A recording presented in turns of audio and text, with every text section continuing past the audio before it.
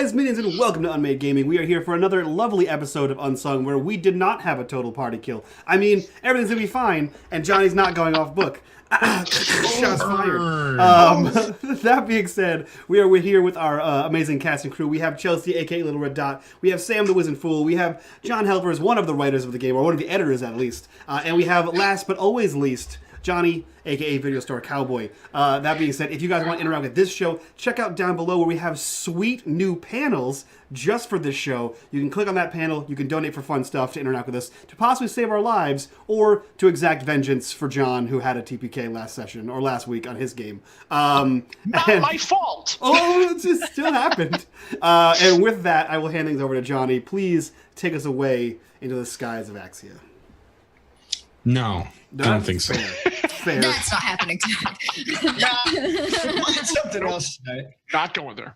Not happening. Anyways, all right, let's do this. Okay, so recap. Previously on Unsung, Cathbad had successfully cut loose the hearth crystal from the body of the worm. By leveraging the muscle sinews that attached it to the worm, she was able to swing into the cargo hold of the Drake. However, she rode the crystal in and was knocked unconscious by the landing.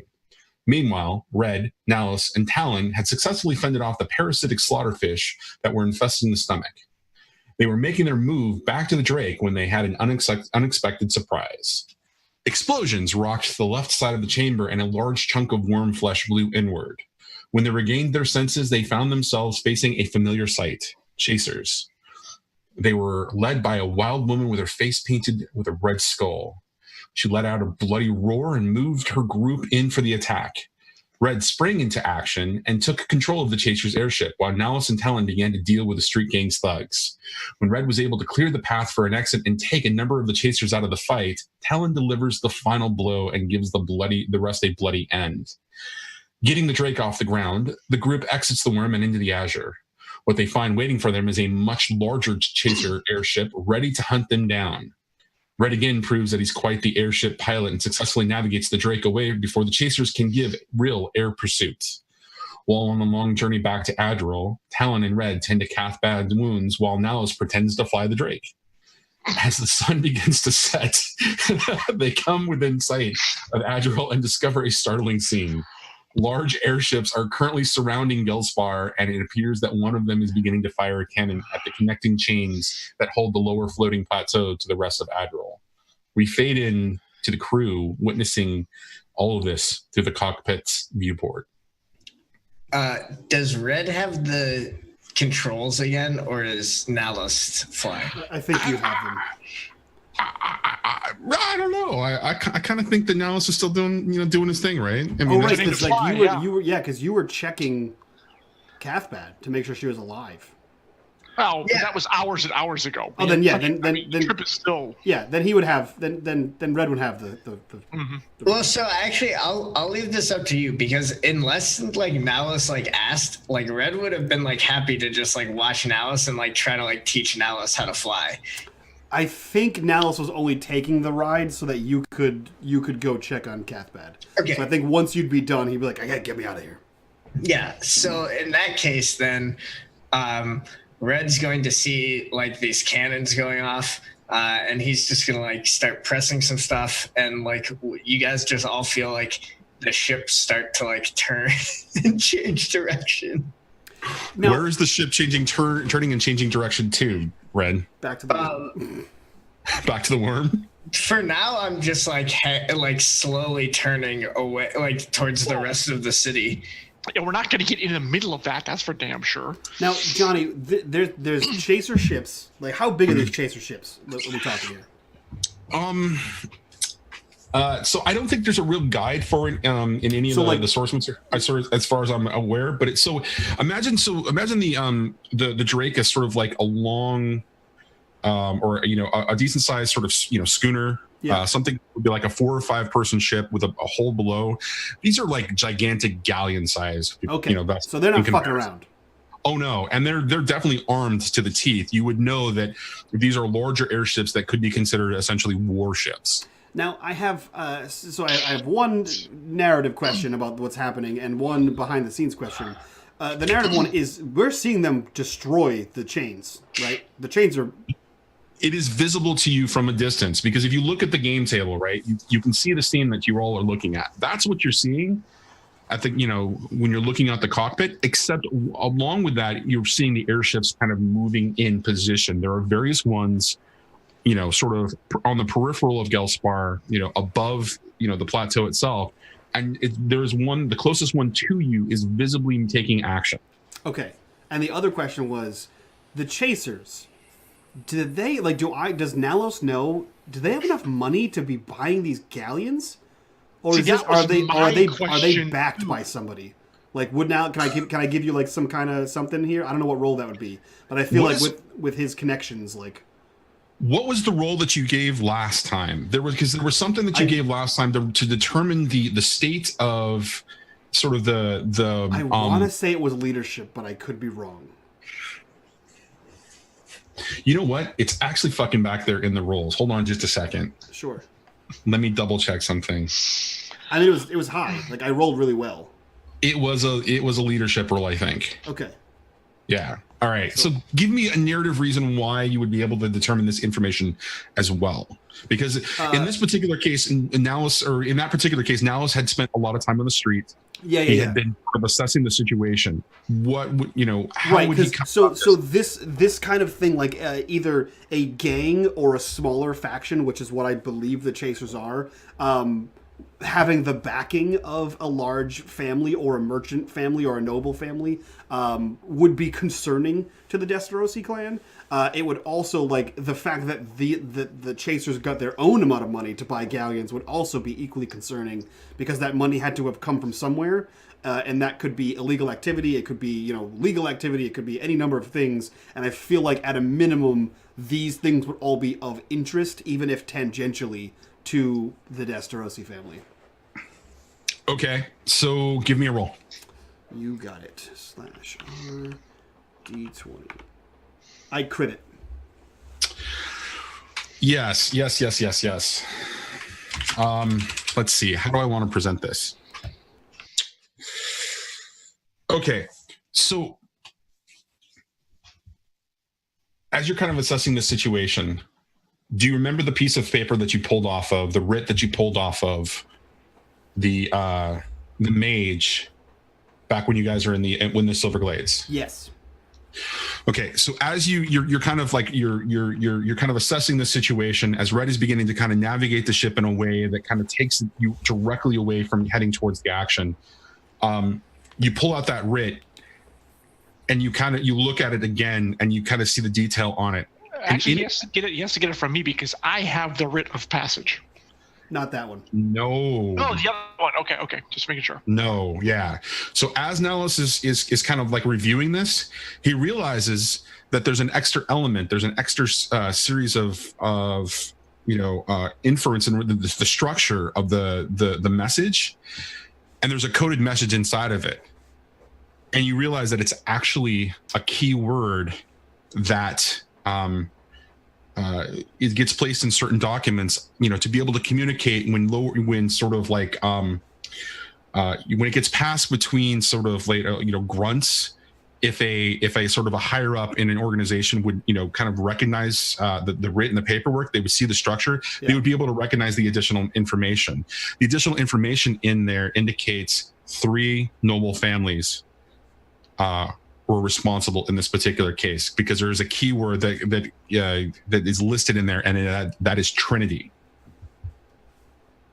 Now, the original note said that this was from the council, right? The original note said that it was from the council, and it was implied that it was coming from one of the noble families. But in this message, the way that it's written, the structure, it's clear that the intent is done by this sort of this trio of families called the Trinity. Now, do I know what those families are? You know of them as reference, but you do not know who they are. Only the heads of the noble the noble houses actually know. Okay. But it has been communicated to you, and so it is clear that presenting this to the head of your household will gain you more information. But it is clear based on all of that, as you're doing that, you're thinking about it. you're digging in, you're kind of processing all that information. You also remember hearing a rumor that the Trinity was working directly with the Chasers to quell some of the unrest among some of their holdings on Gelspar. Okay. And what it appeared to be, according to all the information that you were getting, was that they were clearing out their stock, their sort of, their warehouses and their various, stock of supplies and holdings there, and removing essentially all of their holding, like anything that was valuable, from Gelspar itself. This struck you as odd, but you weren't quite sure what that actually meant. Okay. Shit. Is so Red? Is Cathbat alive? Yeah, she was. We tucked her into a bed to snooze off the headache. That's right. She had to sleep it off. Oh, yeah. It was a lot. We gave her some water. I just killed my god. I just cut the heart from something that I qualify as a god. Yeah, that's a good point. Did you though? Did you? Did I? I mean, did we kill it? Oh, I don't know yet. We'll find out. It's dead. I'm pretty sure we killed it. Damn it, Mike! She doesn't know that. We can always lie. You could always lie to Cathbat. Anyway, it was a miracle. The heart crystal regrew. It was amazing. Red starts to turn the ship, and he just looks at Nalos and Talon, and is like, "Well, that place is looking not so good. So where do we go now? I'm thinking. I mean, we got this big crystal. I say we just go. We can go find something else. Go where?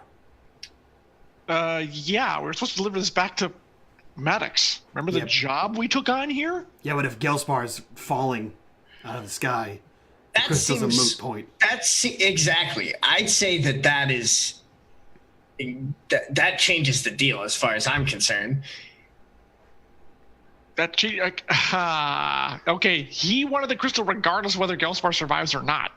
I don't think he said that. He said return the crystal to me in the span. I'm pretty sure he said return the crystal to Gelspar.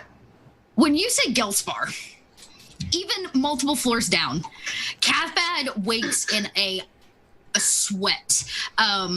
Just like sits straight up and gasps for air.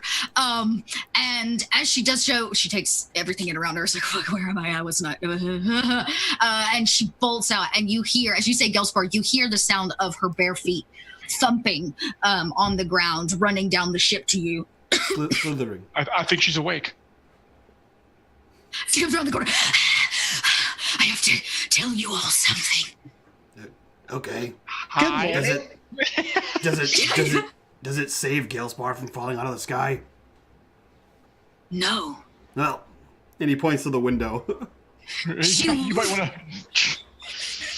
She looks and runs over like a kid and puts her hands, and even you can see her breath on the window as she looks out at the scene, which is now possibly basically all these ships are getting ready to disconnect the island. Am I correct? They're shooting the chains. Yeah. Catbag turns around. There's this weird oh my god, Cat, you're killing my arm. I'm falling asleep. Okay. There's this weird look in her eye that's disappointed what? Of sadness and possible tears. And she turns and looks at all of you, kind of, estranged. And she says, I had a dream. That usually happens when you're asleep, Cathbad. No. How you say vision? I spoke to it. The worm. Do not look at me like that, or I will smack you. I speak truths. Okay, what did the worm say? The worm, it said. And she pauses, and a dream starts to fade if you don't catch it quick enough. And she says, we. Say, Cathbad, you tore out my heart. No, you asshole. Malice. Yeah. Quiet. There can be great wisdom from powerful divinities such as that thing. I want to hear what it has to say. Yes. Fine. Yes. We walked together through a blackness, a strange place between. Are you sure you walked? Because I don't think it had legs. That's what I was going to say. It exists. I don't know. We walked. And I think we walked. I walked hand in hand with a giant space worm in my dream. That can be an important distinction in these sort of dreams. This is true. I have a little bit of experience with prophetic dreams, so I have to ask these questions. Oh. She says, well, then it took form. It manifested as a chaser. The mask. Skull. Yeah. Face paint. No, the skull. Yes. And it said, "Shut up out there! I'm telling a story." It said, she like beats it out of her, and she says, "It said the people of Gelspar will be free." Well, they're about to be, but I don't think it's the kind of freedom they're looking for. And it will fall to darkness. Yeah, that tracks. That track. Yeah, I mean that. What do you mean? It's about to fall into darkness right now. You see, when they break the I'm going to chains, do something. when they break the chains there, everyone will free fall into death and darkness. To punctuate that last statement, you hear an incredibly large explosion as Red is navigating the Drake slightly closer, but just at a sort of at an angle, peripheral or not peripheral, but perpendicular to it. You can see one of the chains eventually, explode when the pieces of the chain explode and begin to slowly fall. Just sort of as the entire chain sort of just drags through the air and down. And you can see that Gelspar slightly just starts to lean a little bit in that particular direction. We must stop it. So, like I said, Welcome to the party, Cuthbert. I do have some experience with these kind of dreams, and I'm thinking that the worm either wants you to help or stop this from happening. Yeah. Or maybe neither of those. Okay. Oh, wow, way to wait out all the choices. Yeah, well, I'll be honest, I didn't do very well when it came to interpreting the prophetic dreams. That's kind of why I'm not that kind of monk. So we should do the opposite of what you say. Okay, he just laid out every single choice. Do something, don't do something, or sit there and watch. Or help the chasers pull the chains away. That's every choice. What's the opposite of all three of those? Exactly. I have an idea. It's not a good one. Please tell me it's better than anything these two have been talking about so far. Oh yeah, that's at a minimum. No offense. Actually, that's not true. At a maximum, it's better than whatever that That remains to be seen, but go ahead. Yeah, this is we could die, so it's not a great plan. Technically, we could die anytime. Thanks Okay, for the come on. vote of confidence, Cuthbert. Time is running out here, people. If it's something with Gelspar, we need to decide now. What the hell is the plan? Well, I'm pretty good at making human kites, so I'm pretty sure I can make a gem kite or a crystal kite. And if Red can get us in to Gelspar, don't worry about the human kite, Cuthbert. That's not important. I saw your face. If you can get us into Gelspar and as low and close to the existing crystal as possible, we can push one, possibly with someone attached to it, out of the back of the Drake and Then land do a it, swap, basically. and then do a hot swap. Wait. Yes. But our job, I thought, was to... If we save Gelspar, we do what Maddox wants, which gets us in with him. Are you sure? Yes. No. You said 5 minutes ago you wanted to bring the crystal to Gelspar. Well, but Gelspar was falling. Not yet. I thought that this made it our crystal. If we get under what grounds? I mean, yes, we did go get it. I've but if heard we possession is replace- 9/10 of the law. Darkness. Are you a monk or a lawyer? Fall into darkness. Does the crystal help the island float? Yeah. Yes, that's the whole point. Why do you think we Well, would? then all we have to do is beat the dropping of the chains. That's what Right. I just said. Like right now. But we need to go now, otherwise it's going to happen. It's already starting to tilt. Well, I can't move the ship. Red just No, Red can move the ship. Red, move the ship! Yeah. Red, punch it! Yeah, no, he was waiting for the captain. Captain Nalos. And then Nalos begins to, like, he says red punch it, and then he begins to run to the cargo bay where I assume there's a giant crystal and a corpse, a headless corpse, I believe. And he begins to like tie this thing like 2018 hippie making a crystal wrapping with some copper wire. And he's getting ready to push it out of the back of I will go help him. I will help Nellis do this. Oh, wait, so let me be very clear about this. Red is taking off towards Gelspar. Yeah. Right. You were going to wrap what around this crystal so you can push it out the back? You know how I had several ropes that were enough ropes to tie a human like a kite and kick him out of the cargo bay? I'm going to use ropes to tie around the crystal. That way when we get close enough, we can just sort of drop the crystal, knock the old one out of the way, and hopefully land the other one in there. Listen, Johnny, this isn't a good plan. No. Your need for ropes, I understand. I mean, you know, we've played games before, all right? Yeah, I understand your There's desire. ropes in all of them. Okay.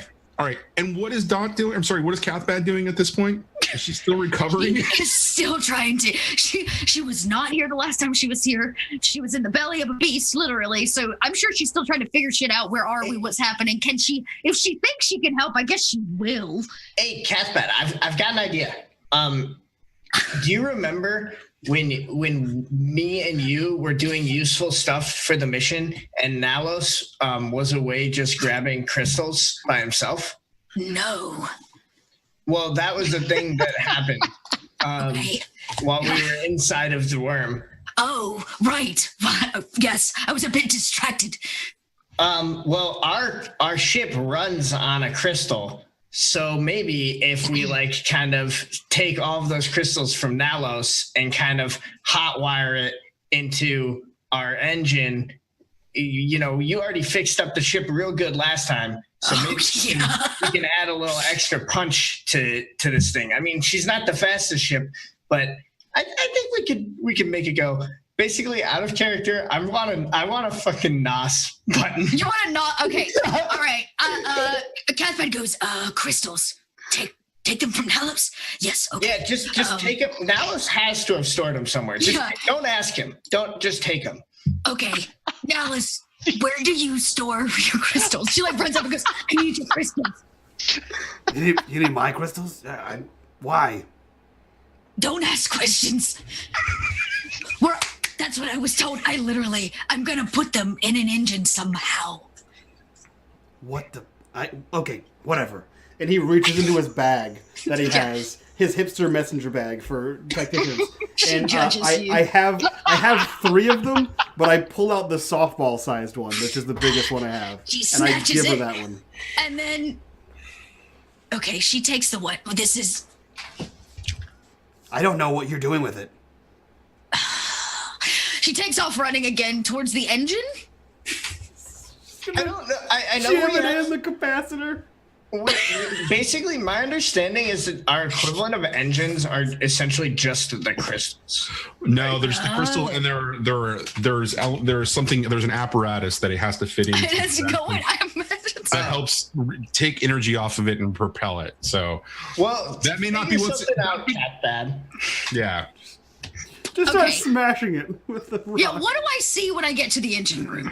Okay, so because there are 3 distinct things going on. I think that's a great place to start. Is we'll start with Cathbad's efforts, then we'll go to Nalos and Talon, and then we're going to resolve Red as he's flying into essentially a hornet's nest full of airships. I'm looking forward to this. All right, so you. What did you expect when you set up this scenario? This is where we all die. You know what? This is the last vestiges of the Skies of Axia campaign, so enjoy it while it lasts, guys, because it's about to get crazy. All right. So, Cathbad, when you rush into the sort of the engine compartment, what you find is a series of like pipes and panels that are connected into what it looks to be a box that has a core of some kind, and you can feel the energy radiating off of this like central box. I run over to it. And so as you pop it open, you see a much smaller crystal than the crystal that you have inside of the in your hand, right? It's not fist size. It's actually like the size of like a super bouncy ball, right? It's Okay. about maybe an inch in diameter, right? Yeah. Okay. So this thing is basically the size of Nalis's fist, and if he's even bigger than or even Mike's size, right? It's still a pretty big fist. So okay. It probably is not safe to put my hand in there. Is there an off? Like, how do I make sure that I'm not gonna? Like, I don't want to like pull the crystal and then fall from the sky. Is there a clean way to do it, or can I just simply add to the pile of crystals? Do the indie thing. Do the indie thing. Whichever action that you want to take. If you want to take a second and actually give me some sort of roll to kind of figure this out, I would be happy to give you more interesting information. Let's do that. She will make a roll. She probably knows at least she needs to come to the box thanks to the like energy of it. But other than that, she's really afraid of blowing us up right now. So let's see if let's do a roll. I think the falling out of the sky is more of a concern for us right now. Is it though? I think the biggest concern for us right now is me getting a super cool NOS button for this airship. So called cat on the side, called cat the back. So what would you like me to roll? Is this like an insight?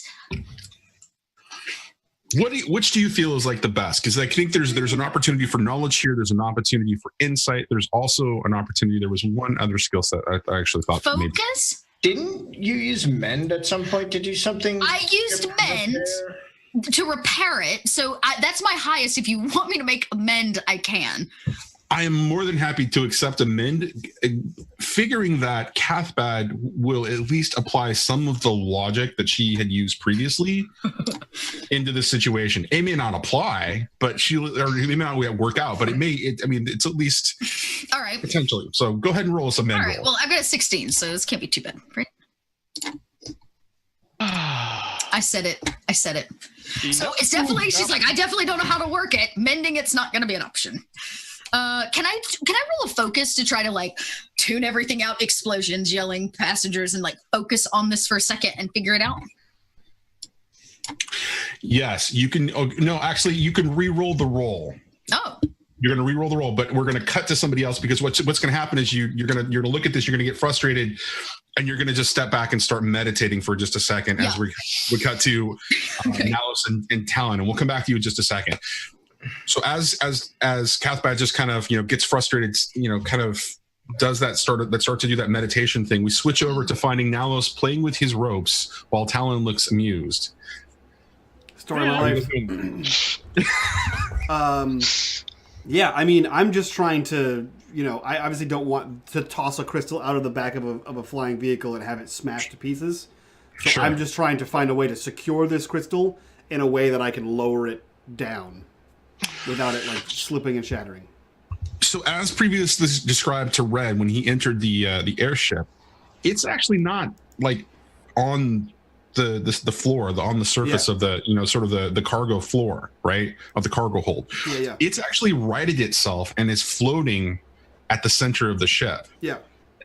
And for Red, this will have actually some additional impact based on the way that the physics around the crystal actually work while he's piloting the ship. But we'll get to that in a moment. Wait, okay, let me jump in here. Because the airships can hover. They can stop and just stay where they are. We just need to park it next to the thing and just pretty much like push the thing out onto the column, and that'll do it. We just basically push the other gem out of the way, get this one on there, and Gelspar is secure. Right? I don't know how airships work. Are we talking about meta? Are we talking about like? No. This is Talon actually saying this because he knows they know that airships can hover. This is Talon talking. He's like, you just gotta back it up to the old crystal, shove it out of the way, shove the new one in place. We're done. Or what if we have Red do exactly what he's good at and just crash the crystal right off its rocker and then stop on a dime, which he did pretty well, and then we just. That's a little nuts, but at the same time, if anyone's going to pull it off, it's going to be the crazy monk. So, yeah. Red, new plan! And then you hear, like, as he's running back up the ship. Red's like, yeah, that sounds good, but you may want to grab onto something. And he just like zips out of the way of like some cannon or something. Is like, just, yeah. I love it. It's getting to be Rocky flying, I think, is where I'm at. So we'll get back to Red in just a second. You're approaching very, very close to, essentially the line of airships that are in front of you, and what you're avoiding more is other airships that are trying to get out of the way, and some of them are actually exiting from, like there are a couple of airships that are trying to pick up people and exit away from Gelspar itself. So we're going to cut back to Cathbad as she's centered herself. And now, how is she approaching this particular, task? Okay, so now that she has taken a second, she probably like steps back and she meditates with the crystal, just like simmering in that energy for a second. And she takes it in and she's like, okay, Cathbad, if I were a crystal, how would I work? And she's gonna make the roll again at the 16. Okay, cool. Yes. All right, Cathbad. So as you center yourself and you bring yourself back in, you realize that the energy radiating off of the existing crystal in there is what's powering everything. So you could just hot swap them. Okay. And you're not going to get hurt. However, there may be a momentary loss of control for the ship. So choose your opportune moment. Okay. Is there an intercom system or like, is there any way I can communicate with them? I don't know. What do you guys think? It's called shouting. Yes. I mean, that's what I'm saying. I think is the ship too large for me to shout? I feel like the ship is small enough to shout, but it's a piece of shit, so there's no intercom. Mm-hmm. Okay, so Cathbad shouts, maybe we should count this down. To what? Shout out back. Count what down? Red. She yells. Don't worry, I'll let you know when it's time, and then you punch it. Okie dokie. Okay, Captain Alice, what's the plan? You said there's a new plan. What's the plan? Yeah, so the new plan is you're gonna remember how you crashed into those people? Same principle. You're gonna crash right into the old crystal and then stop so we can just push the new crystal off where the old crystal was. Wait, you want to hit the old crystal? You want to stop before we hit it? Hit the old crystal, knock it off, the crystal, and then stop, and then push the new crystal out of the back onto the old crystal spot. Red's like, okay. Cathbad? Not yet. Okay. Not yet. Now. She like quick reaches in and toss the new one in and remove the old one. So as the hot swap happens, Red, this is what you feel. The ship momentarily loses its momentum. It continues to float, but momentarily loses its momentum as it begins to drift off to the side a little bit, as there's a wind that sort of cut, the wings. And you begin to kind of shift a little bit. But once it comes back, all of a sudden you're shooting past, all of these the other airships that are sort of in this sort of swarm, peripheral, flying, faster, with much more control, heading into Gelspar's sort of like airspace. But as you are beginning to approach, you can see that there are smaller sort of ships that look like the one airship that you actually piloted inside of the stomach, the worm of the stomach, or the stomach of the worm. Hey, imagine that. And they are, sort of swarming around, serving as sort of like a line of defense for these airships. And as you begin to get closer and closer, you see two of them begin to peel off, coming towards you as another one of the chains begins to fall. There's only 4 chains left. And Gelspar is really beginning to sag to the side. So these ships are like coming straight at us? Oh yeah, they're breaking off of essentially the defensive line and moving into intercept, and they are moving just as fast as you are. You just keep moving. How much space is there between them? So how much space is there between them? Probably 100 feet, maybe more. And they are about, a mile out still. Okay. They're moving incredibly quick. So they're not like right next to each other. They're like pretty decently spaced. No, and they would be pretty much at what would be considered long range at this point. Okay. Well, Captain Ellis, I think I mean, we're gonna have to blow them up probably. Yeah, no, that makes sense. Shit. Oh wait, that's right. I'm Jit. Talon! And he screams down at Talon. Man, the guns! Ooh, okay, I'm on it. Heading to the front of the cannon, which still exists as far as I know. So Yeah. It does. I mean, Nice.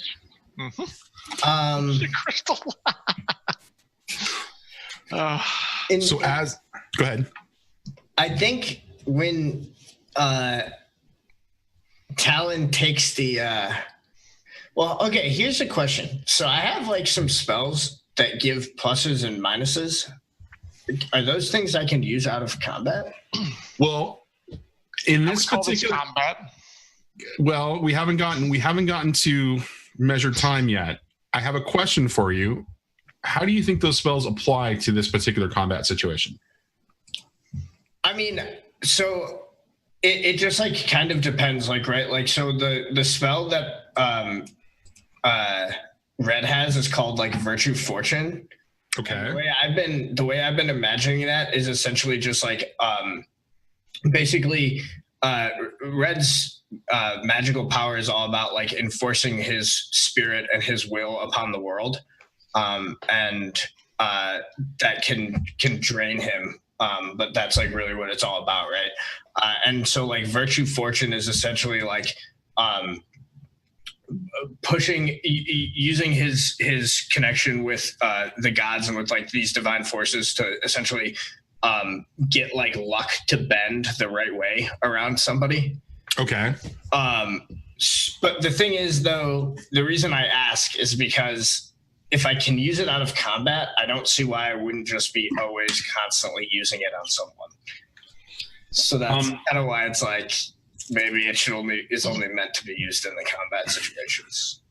You're about to enter a combat scenario unless you decide to do something radical, which I'm expecting Red to come up with, or somebody in this group to kind of come up with. But should you enter the combat situation, I will give you a surprise round where you're able to do that. Okay, cool. That seems reasonable. Okay. So those as Talon jumps to the gun and jumps to the cannon, is able to kind of see the situation. That's and what do I see again? How many ships are coming at us? 2 small ships are heading in your direction. Now, let me describe this because you just got to the viewport.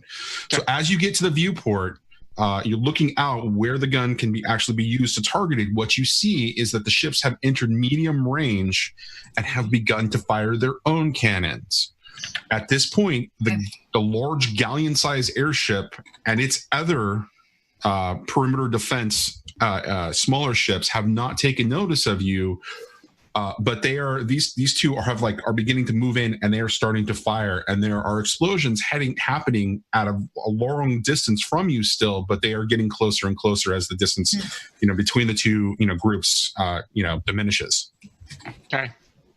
And yeah, Talon will shut up to the cockpit. Need to go faster. And I'll prime, and whichever one seems to be more getting closer to us, whichever ship seems. But I'm waiting to get into close range. Okay. Okay, and so as you guys as you're coming closer and closer, Red, for the first time, the sort of the city proper is becoming into focus for you. Like, it's been distant previously, and as you're kind of coming in, but you are getting very, very close to being able to go lower in and actually get to the city proper itself. These airships are at the perimeter because the where they're kind of destroying these chains is still about a mile out from the city proper, but you're beginning to see like visibility. You're beginning to see the details of the buildings. And you can see mobs of people moving as large groups on the streets. So I'm gonna try to take the ship down and like weave through the buildings as soon as I can. I know we're a little ways out still, but like when I can, I want to try to take it down lower and try to like use the buildings as like obstacles so that it makes it a little bit harder to like track us and all to, right. like, blast us with cannons. Okay, so as you're kind of noticing this, these airships are getting even closer, and you guys are basically moving on the same plane, of altitude, from the city. So really, it's your option at this point to do whatever you want, because they're moving in for the kill, and those cannon shots are getting closer. Those explosions are getting closer and closer to you.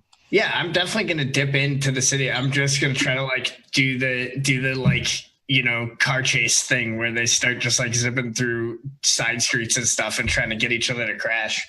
So describe to me taking it from the sort of the level of altitude that you would want to do into sort of a lower, sort of like a lower altitude, and what that looks like and how you would execute that.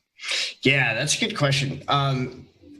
So I think it's like a pretty rough move that he pulls, where essentially what he does is he just lets the ship drop, essentially. And so everyone is just it's essentially like a 2 or 3 foot free fall, and everyone is just tossed and then immediately hits the ignition again, so that we're essentially just drop lower below them and then starts zipping through these areas between buildings. I'm imagining he can't get too low towards the street level just because the ship is probably too big. But is able to kind of use the tops of buildings the way you might kind of zip around a little trench run style from an old fighter plane movie. Given that we've been using knowledge as your skill roll for flying, give me a knowledge roll, but at disadvantage. That seems reasonable. Given what I'm trying to pull off here. Oh, right. I don't roll from Roll20. I just have it. All right. So I'm trying to beat a 12.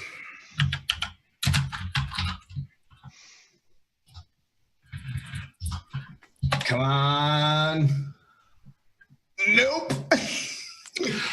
Okay, so you do begin to make the sort of you hit the throttle, and you begin to decelerate as you're expecting the ship to dip.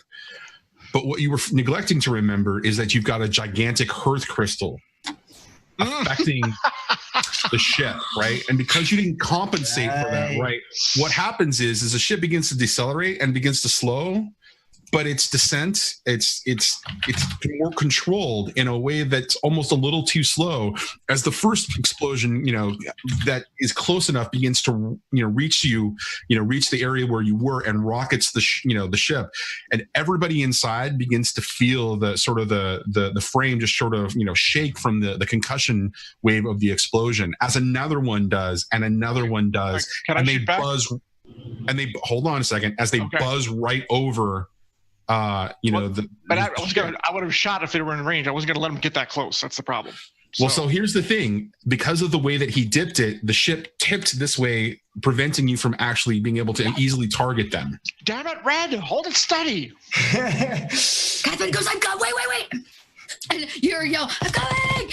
And she has an idea. She actually has a spell that might help with speed. Okay, I'm going to ask one question to the group about the Drake, and I want everybody to. I'd like an answer, but after that, I want to hear your idea. Okay. I need to know how the Drake's cannon actually works. Is it a nose cannon only, or is it more like a turret? I was thinking of it as you described it as the front of the ship. I was thinking of it as a swivel thing, but I don't know how everyone else was imagining it. Yeah, that's how it's definitely not a turret part, more of a swivel thing. Yeah, exactly. I've been Forward picturing the turret from the Millennium Falcon the entire time. That's pretty much what I was picturing, in the little bubble. In the bubble, yeah, exactly. Yeah, I exactly. imagine that it's in a glass bulb, and it matches the window that we're all looking out in that image. Yeah, that's exactly what I like that way better. Way better. I got one. Don't get cocky. Don't get cocky, kid. Yeah. That's what I've been picturing the entire time. Every time I send Talon down there, that's what I imagine in my head. Okay, so that's 3 telling me that they want the turret style, and 1 with that sort of swivel style. Yeah, specifically the Millennium Falcon turret. Okay, So I hate to say it's 3 against 1, but we're gonna go with that turret style. And and we're gonna helps me out, so I'm not gonna. right, exactly. But that's the wonders of world building, right? Okay, so that means Talon is able to kind of compensate and kind of move around and track them. So we're gonna come back to Talon after Cathbad steps up and says, "I've got an idea." All right. We can't hear you. Pitter, down. There's like a back door, like a drop door. Oh yeah. Okay. Basically, I have a spell called Windwalker, which is usually supposed to be used on a hero. And what it does is it adds additional like moves, like squares to a move for free action. Okay. So my thought is, I imagine since it's called Windwalker, it manifests as like wind or some kind of gust. Can I add gust behind us or extra lift or something with it in terms of moving faster? Yes. And this is where we're going to talk about measured time. Oh, okay. Okay, so what's going to start is Cathbad and Red are going to get to do their actions based on a surprise round. Oh. Talon and Nalos can do something. If Talon wants to take a shot, it's going to be at disadvantage, but you're going to be able to do it because you're going to compensate with the deterrent. And then Nalos is also going to get something as well. So cool. These guys are going to be considered grunts. So let me bring up the Yeah, I got you. Okay. There are no awakened, but there is definitely an elite foe in the shape of the galleon sized airship at this point. They're still going on. So if I understand correctly, the way this is going to work for this first surprise round, it's going to be Cathbad and Red. Yeah, and, together, yeah. And then the grunt foes are going to go, and then it's going to be Nalos and Talon. And that's going to be the surprise round. All right, so Cathbad, what do you need to do to execute on this particular spell? So it is considered a slow action. Okay. Which means I guess technically in my turn I get 2 of them, which means maybe I can speed the thing up. Oh no, it's a suspended spell.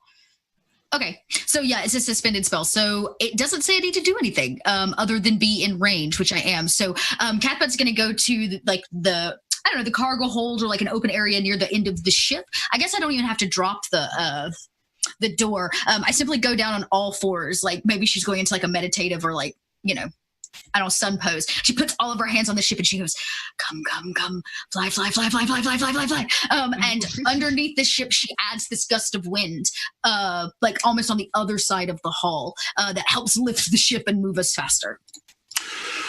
Okay, so as this happens, Red, you feel a gust sort of kick into the sails of the wings, giving you an extra oomph of speed and momentum, thus carrying you into that dive finally. Even though the crystal sort of area of effect is compensating, the control of gravity, you're able to realize that you're getting this extra momentum and you're able to compensate for that gravity, and you're beginning your descent now towards the actual city proper.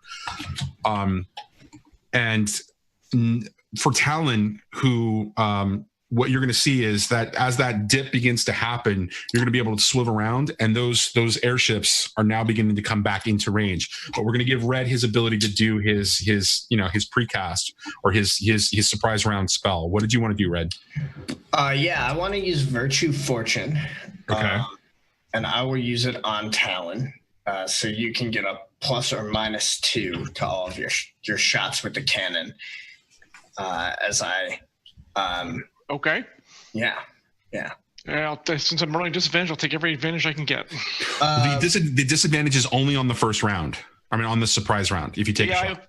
I figure I'm only gonna get 1 shot before we're gonna be away from them anyway, so that's fine. This is the time to use it. This is perfectly fine. Let's do it. Let's see what happens. In the surprise round, do I get my normal turn or just the spell I had, like, quote unquote prepped?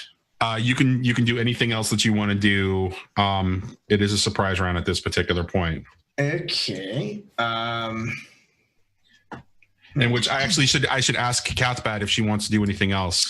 The only thing else I was going to do was cast. I have a free action I was going to put on myself, which is just the trigger being taking damage and get to roll the 1d6 in case like there's an explosion or Cathbad's got to take damage. And you know what? For funsies, I am also going to give Talon a extra damage die the next round. Both of those are free actions, so you get a damage die and his bonus if you hit. The cannon does a set amount of piercing damage, so it's not like I'm rolling for it. Yes, oh, but even better. Yeah. The cannon Johnny, you want to adjudicate that differently. The only way that I would adjudicate that differently is if you roll a success and she casts this on you, maybe you hit a particular sort of delicate point on the airship. Hey, okay, and it does There you go. There you go. Okay. All right. Yeah. Okay. So then, correct me if I'm wrong, but even if I can only sustain one spell, I can cast it twice and just only sustain it into the next round once, right? Correct. That's correct.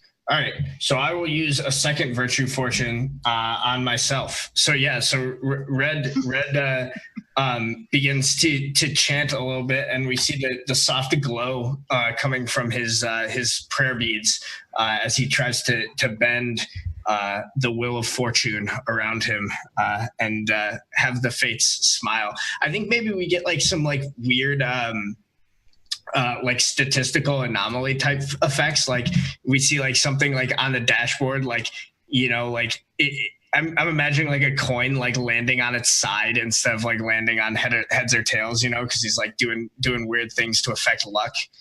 Mm-hmm. Okay, so are there any particular words that we would recognize in this chanting, or is it all in sort of, you know, some obscure That's tongue? a good question. No. So he's speaking real words. I just hadn't thought through exactly what he would say. The prayer probably invokes the names of multiple gods. There's probably like a series of greater and lesser deities of fortune that Red would invoke. But what we would definitely hear and what we would probably at this point notice is that he ends all of these prayers, all of these chants. The last, the ending of them would be glory to Tyneral, the Genesis, because even though he's going to be paying service to other gods that have other dominion, above all of them is Tyneral. Okay, so moving forward in this particular set of circumstances, flying the ship is going to require at least one of your slow actions. Okay, so if you need to do some sort of like crazy maneuver, that's going to require a slow action. If you're just going to try to do some evasive maneuvers, that's still going to require a slow action. So cool. Just depending upon what happens, there may be some either additional modifier to how you're flying the ship or what have you. But at this point, it's got to take up some of your That makes perfect sense. Okay, great. Cool. I'm right there with you.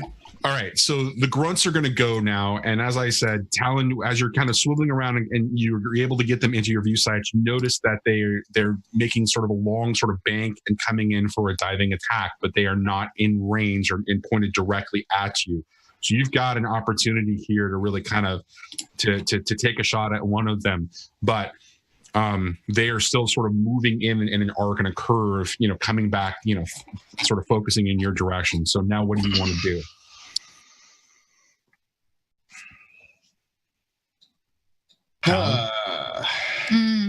Talon. Oh, Talon. Sorry, I thought you said Nalus for a second. I hope Okay. I said Talon. Okay. So wait, do you see the R? I can't take an attack, or I can't. I'm not quite sure. You can take an attack. They are moving into. They're moving. You know, sort of. You know. Okay. Behind the ship and moving in. Thanks to the new turret we have, that is willed into being by the party. Which, hey, awesome work, guys. So here's what I want to do. Since Cathbad got this actually is a perfect thing for me.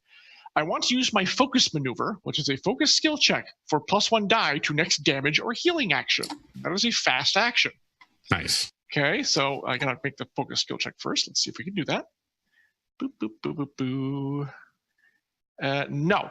God damn it. I assume the cannon, what is firing the cannon? Probably a slow action?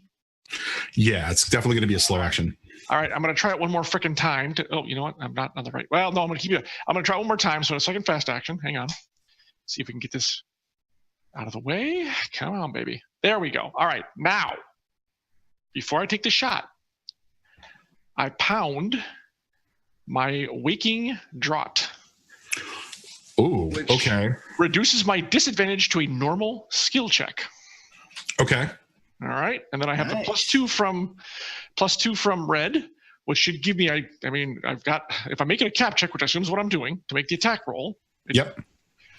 Shouldn't be a problem, but I'm not going to jinx it by saying what number I need to get. So, all right, so I drink that. I steady it on there. I have the focus. I have Cathbad's extra die. I have the luck from him, and we're going to take the shot now. So, if anyone wants to inspire me, now's the time.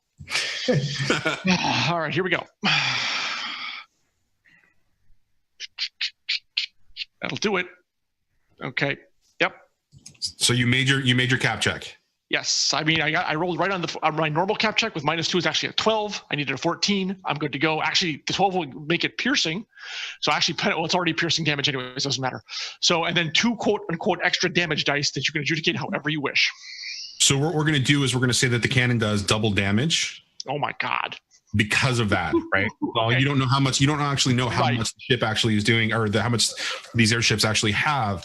Right. But you're essentially as the rule book states, the cannon actually does a shot of 50 damage. Mm-hmm. So if we're rolling with essentially what I would expect these airships to have, you take a shot and it's the fire, the cannon goes off and it sails perfectly. It's almost as if it was meant to be. Like it sails perfectly and nails just along the top, knocking off the sort of the dorsal fin, what it contains, the rudder of the ship. Oh, perfect.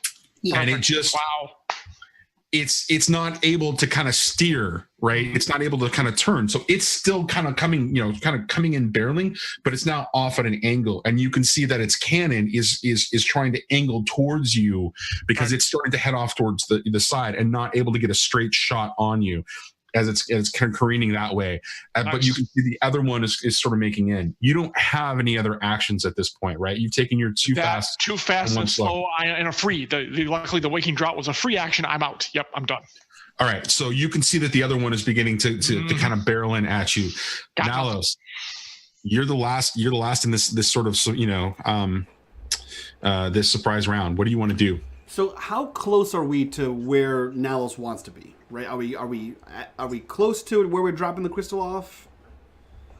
You're at the edge of the city, and the crystal, the sort of the square, the Starlight Commons is actually at the center of the sort of the plateau. So you guys are at least a mile out still, but it is visible to you, at this distance at this point, because the Drake is really coming in right at the edge now as Red is beginning to kind of level it out. Got it. Okay. Yeah. Okay, cool. So Captain Nalos goes into captain mode.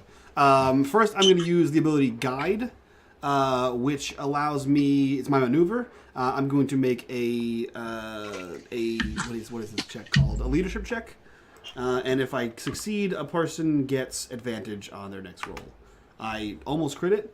One other hero gets advantage on their next roll. I'm going to give Red advantage on getting us where we need to be. That's a slow action for me. I am then going to. I guess range doesn't affect this. The ships are too far out of range in the traditional sense, right? Right now they would. Okay, so if we're instead of treating it like just squares or whatever, yeah, we're talking about range bands in my head, and the range bands are long, medium, and short. Mm-hmm. Airships are at medium, so depending upon what the range is for that particular spell or that particular special ability, what's the range for this ability that you're talking about? 5. So I assume that's short. It's going to be medium actually in this particular case. Okay, then in that case. I am going to use my free action to do Insightful Leader on Talon. Talon, your next fast action is free. I'm going to do Battlefield Tempo on Talon. And actually, no, I'm sorry. I'm going to do Battlefield Tempo on Talon, which makes your next slow action a fast action. And then I'm going to use Decisive Blow on the enemy ship nearest to us. So basically, I'm going to stick my head down and point in this bubble dome where Talon is seated. And I'm going to point to one of the ships. And I say, Talon, that one! Aim there! And I point towards, like, it's whatever. It's conical mast. And I'm going to... Basically, the ship now has fragility. Nice. Oh, Jesus. Yeah. Okay. So Talon, the one that he's pointing to actually is the one that's still on target heading towards you. Well, you got to reload the cannon first, but okay. Yeah, so your next slow action is a fast action. It's a fast action, which that'll really is going to help us out. That's awesome. And Okay, Red, great. you have advantage on your next roll. So make it a go. And that's me. That's it for me. All right. So that's going to end the surprise round. Now we're to the top of the initiative order. Does anybody want to take any other particular steps? Like, do we want to shift the initiative order? I was about to say, Yeah. I think probably going to say the same thing as Town. Maybe should go first in case Red gets us away. And try to blow that other ship out of the sky. Exactly. That's exactly what I wanted to do. Yes. Actually, what are they, grunts? They are grunts at this point, yes. So 2 people go first, then the grunts, then 2 people? Mhm. Yes. I'll go first if you want. I'll give you more boosts. Yes. Put Nellis in front of me. Hell yeah. Jesus. Yeah, cool. And So that means Cathbat and Red are going to go after the grunts. yeah. Cool. All right. So yeah, I'm gonna give you another Battlefield Tempo, which means you now have 2 fast actions. 2 slow actions as fast actions. Oh my God. I'm going to make another guide check. And fail. Unfortunately, sorry, man, you don't get that one. And darn. I'm gonna really focus your attention on whatever the hell a conical mast is, which is the series of words I just made up, and add another stack of fragility to that ship. And that's it for me. I'm out. Okay. All right. So I have 2 slows as a fast. I have 2 fasts, right? You have 2 slows as a fast, and then so basically you can do 3 slow attacks, right? You can do 3 cannon shots, or you can reload, I'm assuming reload counts as a slow, probably, but that's fine. Reload is going to count as a fast action. So shoot, Dude, reload, that's shoot, reload. Yeah, that's what I'm thinking, actually. And that ship has 2 stacks of fragility on it. So Don't you have a couple of free as flash actions that are now free? oh, I do have that too. Yeah, you have you have 2 fast actions that are free Oh, good lord. because that's a free action for me.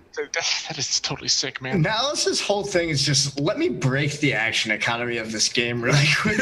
I set you up. That's... I built a character to entirely be a frontline buff monster. Yeah, and it's crazy, but it works. That's what I told my other players. Like, look, with our tactician giving me these moves, I took out a slither spine in 1 round. Yeah.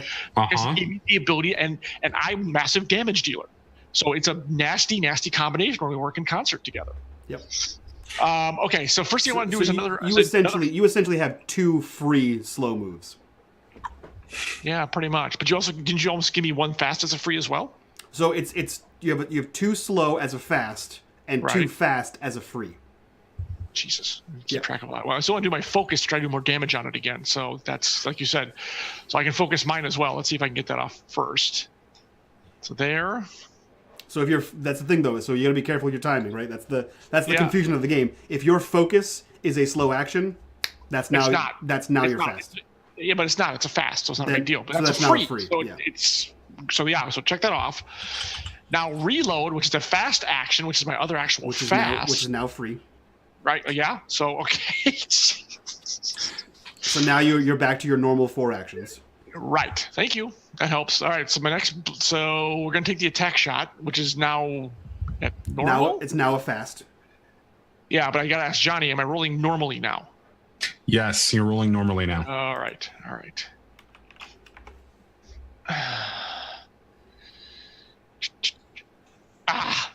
That's a miss. I can't help you there. Yep. But I can reload and take another shot, so Yep. I have the ability to do so. So I do That's that. correct. And let's try that. Now I lose the foot. Well, no, actually it's my next damage roll, so that focus still is in effect, despite the fact that I missed with a 20, which sucks. All right, come on, baby. Oh, there we go. Almost a crit. Shoot, but that's okay. All right, so yeah, I hit the other one the second shot. I guess I had to do a ranging shot, and then the focus goes off on that one. So there you go. All right, so when this second shot, so the first shot, as you're kind of lining up on you were tracking the other one, thinking that it was the right thing to do, Right. To kind of take that one out because it was crippled.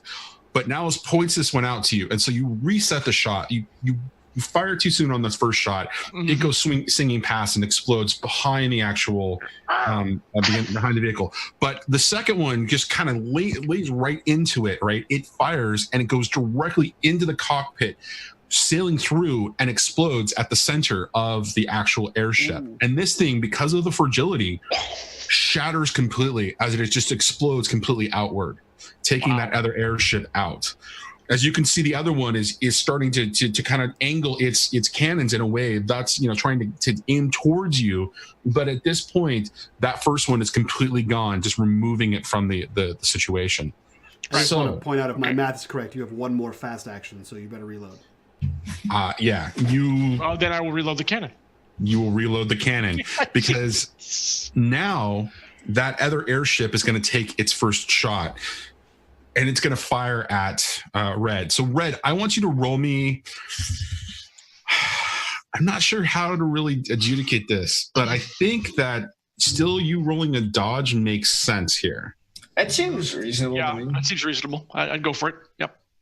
He's trying to dodge the ship out of the way. Exactly. Absolutely. Yep.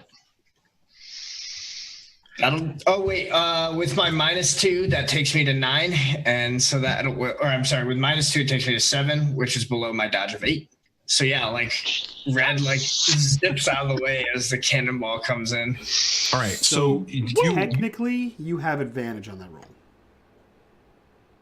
I mean, it doesn't matter. I guess we can roll it. Yeah. The wording is you gain advantage on your next roll for the ability that I used. Wow. I think we'll take the crit. So this is the way that it I'm going to describe it, and it's going to be. I already had an idea about how I wanted that other narratively to kind of work, but in this particular case, this is the shift. Somewhere deep inside, Red, you hear a voice, and it tells you to just barrel roll to the right. And you just listen to it. You just, it's sort of like use the force, Luke, kind of a moment. And you just barrel roll to the right. And you're able to just, completely just turn away from not only bringing yourself to a lower level, sort of like you're almost to, sort of like the building level, altitude wise over Gelspar. But you're also able to completely miss that shot as it explodes and doesn't even rock the ship at all. And the Talon, as you're kind of watching this, you're kind of watching that other ship explode. You see that the second shot that it's about to take, because of the way that barrel roll worked, it attempts to move its cannon too far, and it just can't take another shot at you guys. Nice. But that's when you see something behind it, as you see two more airships moving directly towards you from behind where this airship is. Jeez. And now it's Cathbat's turn. Cathbat. Got more company. Okay. Cathbat continues to, she's going to use, she'll use her first slow action to continue Wind Walker, to give another. Actually, she's sustaining from the last round, so it still gets one. She gonna do it again. Oh, shit. And since she can sustain twice, we now get 4 squares of additional movement. Oh, my God. All right. Before I describe how that has an effect on the ship, does Cathbad want to do anything else? Cathbad goes, you might want to hang on to something.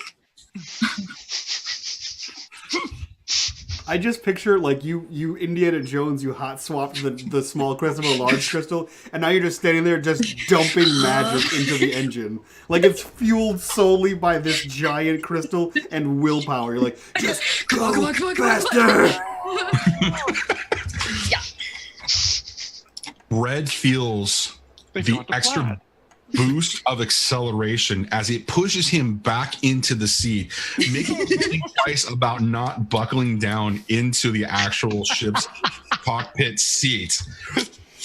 The rest of you feel a lurch Cathbat is the only one to anticipate, and so she takes her stance and just is able to compensate for the actual massive amount of momentum. Both Talon and Nals are just kind of like off kilter a little bit.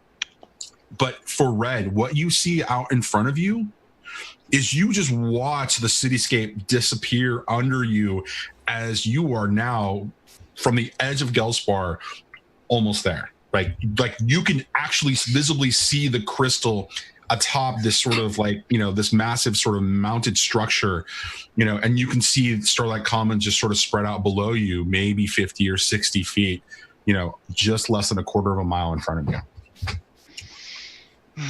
Yeah. Okay. So I think like this is like the moment where like it's we no longer see like Red like swerving and like zipping and dipping and diving between things. This is like the pure sprint mode, right? And so like all of the movements he's making are like slight adjustments to the sails to just like try to perfectly catch the wind as optimally as possible.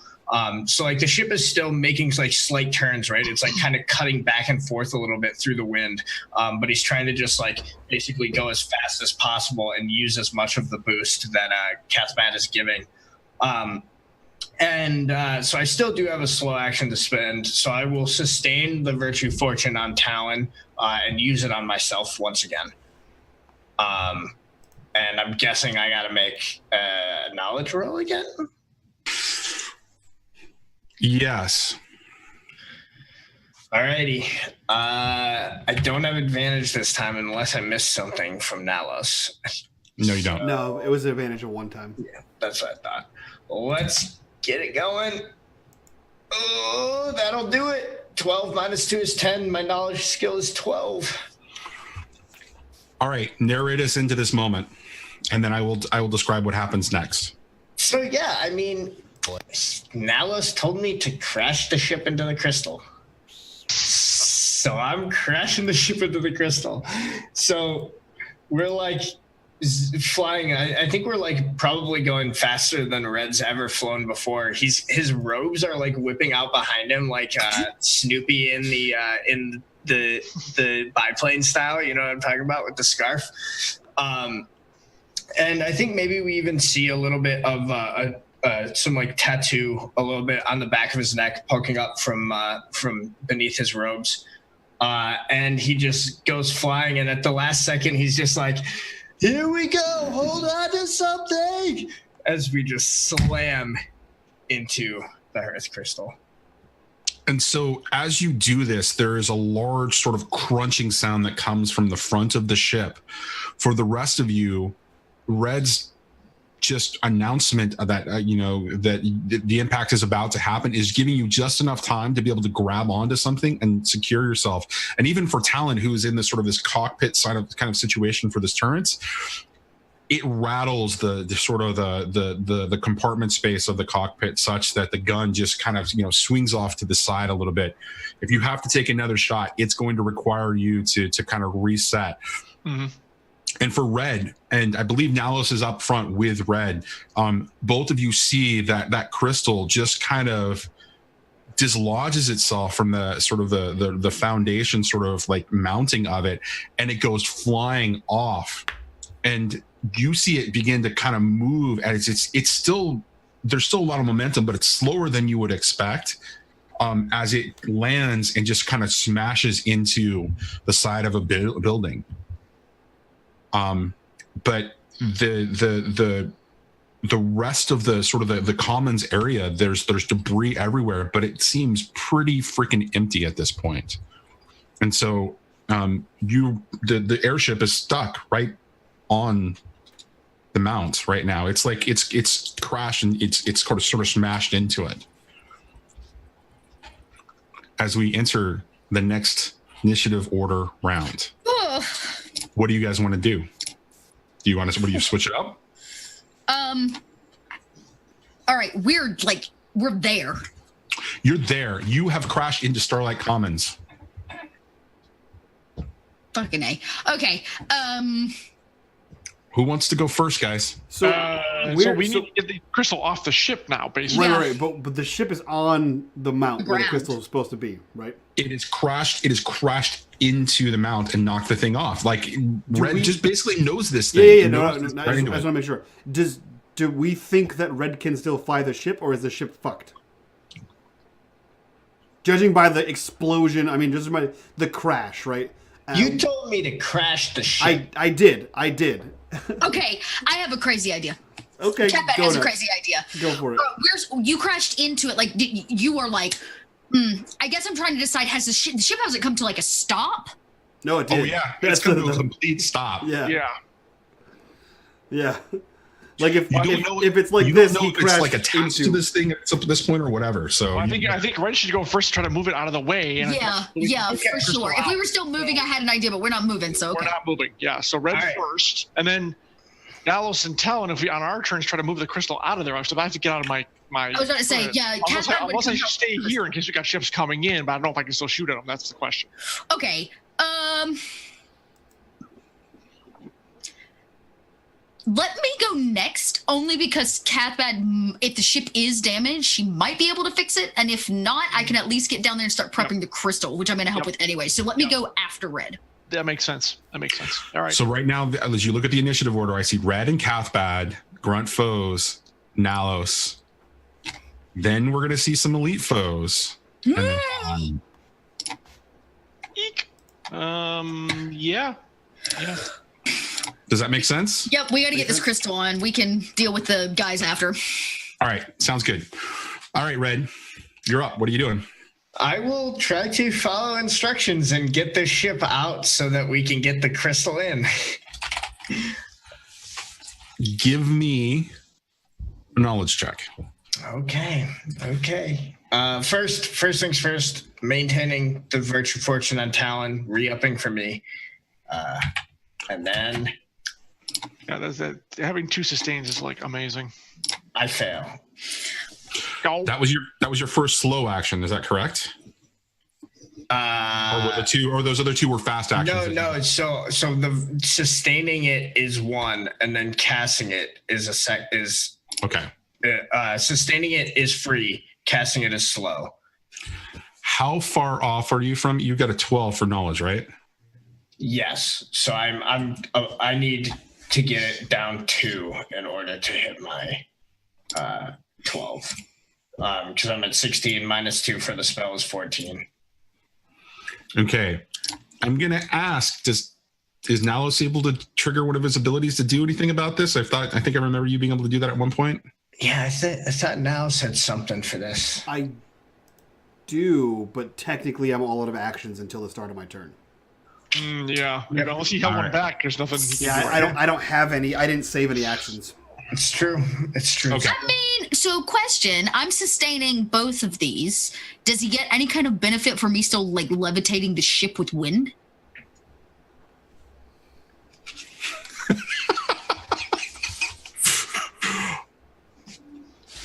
Sure.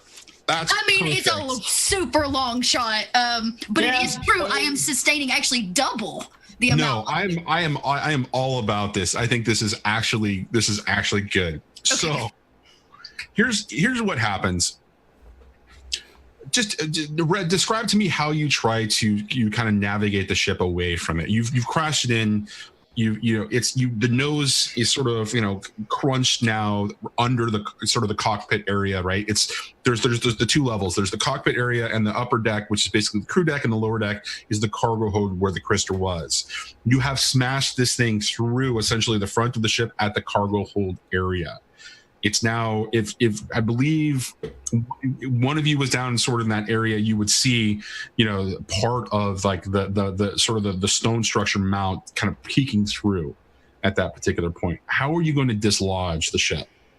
Before I describe what happens. I guess I try to like pull it out a little bit and then like maneuver away. But honestly, I think Red is like probably accepted the fact that their ship is going to be pretty screwed up afterwards. So like if I have to just sacrifice God damn it. if I have to just sacrifice the cargo bay to get it out, that's fine. Okay.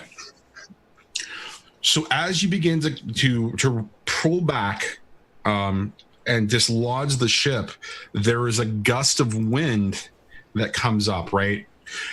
And you're having difficulty kind of just doing, just kind of pulling away from this mounted structure, and you can hear the renting and just crunching of the part of the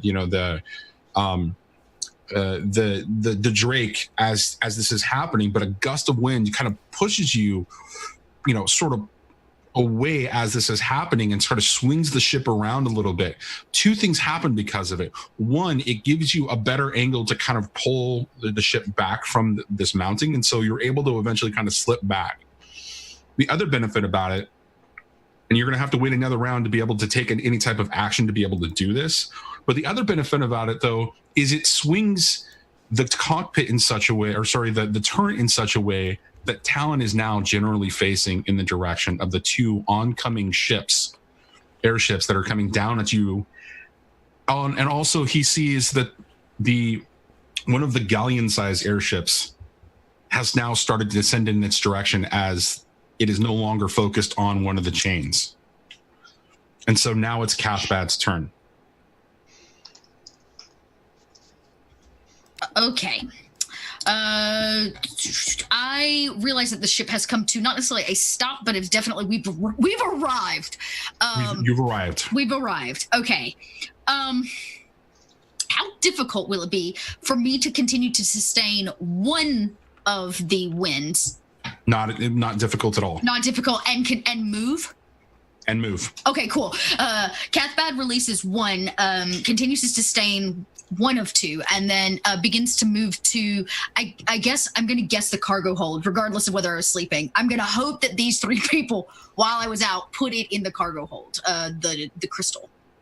You had sent the crystal into the cargo hold itself. It's still there. Oh, that's right. I rode that sucker in. Darn tootin'. That's right. Yes, I'm going to run my butt back down to the cargo hold, or to it, to get prepared to be there to help move it. So what you see, okay, so you fire off that sustain. Now that's a fast action, right? Slow. So okay, that's a slow action.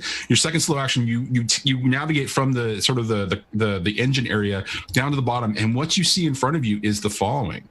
You see the crystal sort of floating right in the center of the ship, and there's a gaping hole, and ironically, it's pointed directly at the slot where the actual like mounting is for the Gelspar crystal. And there's a gigantic hole right in front of you. And you think that if you can take a little bit of time, you could figure out how to push it through and just land it on the mountain itself. All right, Cathbad gets down there and she goes, "Don't move the ship! Hold it steady!" Okay. Well, it's pretty windy, and there's a hole in it, but I'll try. She goes, "Exactly!"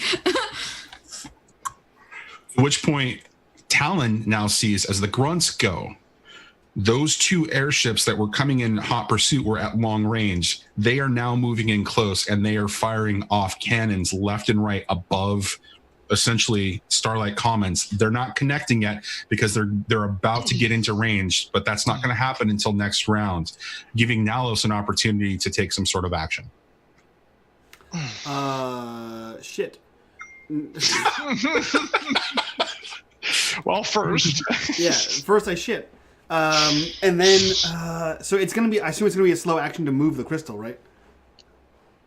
That makes sense? It's going to be more than just a slow action. There's some, tomfoolery that has to be accomplished here, because the hole is not big enough. If you were to get down there, you would assess the situation with Cathbad. The hole's not big enough to get it just through smoothly. Okay. Cool. We could make that hole bigger. Yeah. That's what I'm gonna try to do. Okay, cool. I'm going to use my slow action to bash the ground. I have a halberd basically, right? So I'm just gonna it's a poleaxe. So I'm gonna chop the floor out of this thing. So let me give you a dice roll there. Chop that floor up real good. Almost a crit. We don't need the ship after. Yeah, right. That's true. Amazing it survives. It's gonna fall apart like the Blues Brothers car. Actually, you know what, Johnny? For No. sake of time and efficiency here, I have the ability Decorated General. It's a passive ability. Does not cost an action speed. I can use it once per encounter. I'm going to reduce that roll by 4 and make it a crit. All right. So Damn. you follow Cathbad down. You see her assessing the situation.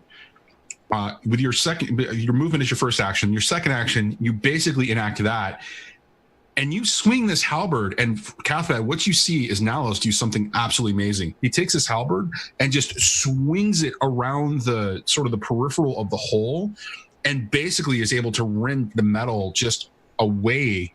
Like the blade is like the blade on the halberd is sharp enough to just rent away the entire like edging there, where it's like crumbling, in and out of the ship, and it basically clears up a clean hole, and you can see the mounting for the sort of like a cat burglar does in like a or like every Exactly. or like every Looney Tunes cartoon with the saw with the for saw. floor. Cathbad simply stops and goes, "Show off."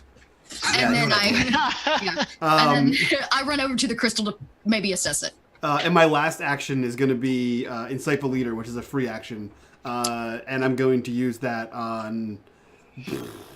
Man, I guess... You know what? I guess I'm going to use that on Talon. Because it's a fast action. So your next fast action is a free action, Talon. Cool. And that's it for me. All right. And so, Talon, what you hear coming from below you, or near you from the turret, is the renting of metal. As you just hear it just kind of crumpling and being almost sliced away. That doesn't sound good. And as you're kind of assessing what you see out the viewport of the turret, is you're now angled towards the two airships that are now about medium range and moving into to close range, to short range, to be able to attack you. All right. What do you want to do? I'm gonna use that fastest free action. Try to do another focus. Nice. Yeah. So let's see if I can do it. That would help. Yoink. Right on the money. My focus is 13. So yes. Sweet. So that's that. And then it's basically gonna take the shot.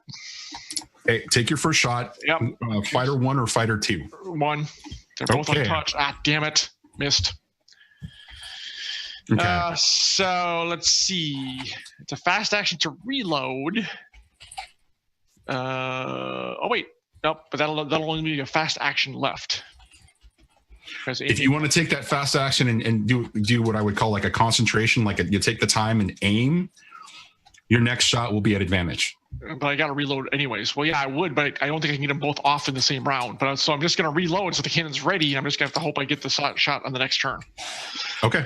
That was the fast action that I can't really do anything with. I guess I can start aiming if I could. You're gonna use that as an aim essentially, Okay. and that'll give you the advantage on the next roll that you take. Sweet. All right, that's what I'll do. That's what I'll do. Okay. And so now that we're holding nice and steady, that does help. Yeah, it does actually make sense. So as you're kind of focusing on that, you realize that the airship, the gigantic sort of galleon-sized airship, is now beginning to creep down towards you, and it is now in long range above you. Oh crap! Which means we're back at the top of the initiative order. As I see that, I shout out to the back, "Whatever you're gonna do it fast!" How close are they to us? What is long range? Long range is going to be a couple of miles, probably 3 to 5 miles. Short range is going to be 1 to 2 miles, medium range is going to be 1 to 2 miles, and then short range is going to be within a mile. And so one of them is within a mile of us. One of them is two of the two small airships are now moving into short range. Their next round, they're going to be able to engage you guys. Okay. And how much flying is the ship even doing at this point? We've got a hole in us. Are we starting to go down, or are we maintaining altitude? You're maintaining altitude in part because you've got a gigantic, hearth crystal at the center of the ship. Yeah. Right, but theoretically the engine's crystal would also be able to keep you aloft still. Okay. Well, in that case, Red can go anywhere in the order because I'm probably not going to do something with the ship, and I'll help Cathbad try to get the crystal in place instead. You're going to leave the cockpit? No, actually, I changed my mind because then I can get us away. I'll go last so that I can get us away if we need to. All right. So that means Cathbad is going to stay, and I guess in first. Red is going to go after the elite foe. Where does Talon and Nalus want to end up? I would like to stay behind Nalus so in case he can give you some sweet extra moves. So that's fine by me.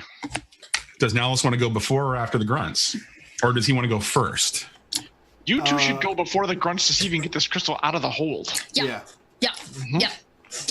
And burn all your moves on that, dude. I do have a plan, though. I have a plan. Yeah, Does that mean I that would say Cathbad is going first or second? Oh, it doesn't matter as long as I get to go one of the first 2 slots. We should be okay. Oh, you know what? No, this one should go first. It's going to help us. I'm setting us up for help. Okay. go for it. Yeah. So, Cathbad, having sustained, seeing this, holes cut, wow, the ship's in place, we're here. Meh. I want to redirect the wind from the back of the ship to the front and attempt to tip the whole ship to make it easier for the crystal to slide out of the hole and onto the spot. That's a good idea. I like it. Cathbad does not use grunt force. You don't think she's gonna push this thing out of the hole, do you? All right. So that's your sustain.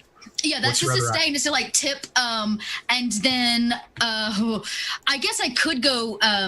Is there a rope? We said there was some rope and stuff around, right? There is rope. Yeah, there's definitely a lot of rope. You seem very sad about everybody. What happened while I was gone with the rope? We'll see. It's more about. Yeah, go ahead and explain it, Mike. Well, remember the lady who jumped out of the ship at the very end of the last episode you were here for and said, "I'm going to kill you guys," whatever, right? Well, we killed her, and then Talon chopped her head off, as you do. Actually, I think he actually split her down the middle about halfway. And then he left her there, and then Nalos had a sinister look, and then took the corpse and dragged it on the ship, and then we pulled out, because he was going to bring it back and say, hey, your chasers were trying to kill us, right?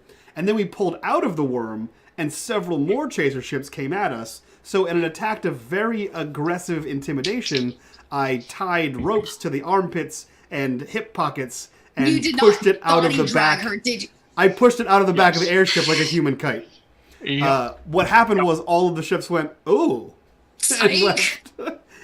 Okay. So It was pretty inspired, to be honest. I'm glad that there's bloody rope around. So I'm going to use the bloody rope. I simply just want one solid, good loop around it. That way, as it goes to fall, we can potentially grab the rope and guide it down. I'm just pre-prepping for the gang to, I like it.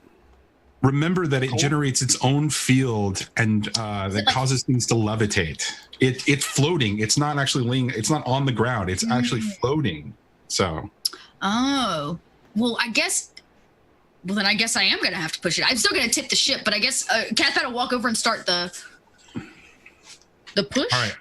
All right. So as you push it, I'm going to need some sort of roll to figure out how much finesse you actually use in this particular situation. What do you think is going to apply here? And if Nellis wants to help, I'll let him do it for a fast action. I mean, this is I would say this is insider focus based for her. I think focus works. Okay. Here we go. Oh, nope. Don't make it. Was Nellis helping her with a fast action? Yeah. I'll help her with a fast action so she can have advantage. What's your focus? 12. You're gonna do it. I'm gonna hand wave it and say that because of his assist, you're able to just kind of gingerly, slide it out of the hole. And so what happens as you do this is the ship feels a little bit heavier in Red's hands as that happens, but he's able to compensate. Oh, okay, yeah. But it's the crystal actually slides into sort of into the receptacle that is the mounting for the thing, but it's slightly off. Damn it. But as it does that, it begins to pulsate, glow even larger, and become even brighter for just a couple of seconds, and then it just returns to its normal sort of energetic glow. And there's this thrumming that continues to come off of it as it sounds louder as the things around you, the buildings, the structure itself that holds it, is resonating with this thrumming, this humming, and so it can be felt. Does Cathbat have any ability to do anything else? Does he have any other actions? I mean, I guess the only action I actually took, because I just have the sustain on, is moving it. So if you consider the moving of it a slow action, and the sustaining a slow action, then that's it. Okay. Now, Alice, do you want to do anything? Yeah, how fast is this thing moving? How fast is what moving? The crystal out of the hole. It's pretty slow, but your little extra effort to push and kind of slide it out just makes it happen basically in a matter of a couple of seconds. Yeah, no, I see.